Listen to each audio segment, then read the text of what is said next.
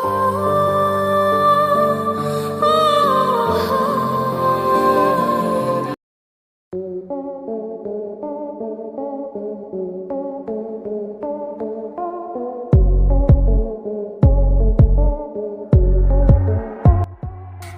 দ্বিতীয় মামলা থেকেও জামিন পেলেন জনপ্রিয় ইউটিউবার তৌহিদ আফ্রিদি।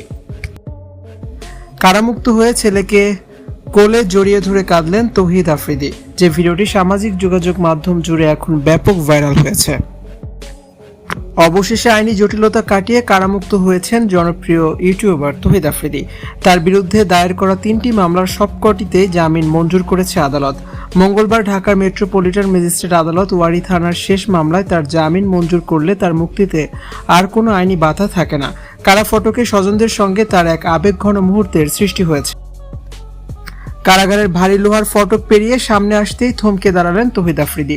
প্রায় 2 মাসের বিরহ আর উৎকণ্ঠার পর সামনে দাঁড়ানো নিজের সন্তানকে দেখে আর আবেগ ধরে রাখতে পারেননি তৌহিদ আফ্রিদি। সন্তানকে বুকে জড়িয়ে ধরে হাউমাউ করে কেঁদে ওঠেন তৌহিদ আফ্রিদি। আইনি প্রক্রিয়ার দীর্ঘ জটিলতা পেরিয়ে জামিনে মুক্তি পাওয়ার পর কারা ফটকে তৈরি হয় এক হৃদয়স্পর্শী। কারা ফটক থেকে যখন তৌহিদ আফ্রিদি বের হন তখন সামনে ছিল তার পরিবার। সন্তানকে দেখা মাত্রই আফ্রিদি আর নিজেকে সামলাতে পারেননি।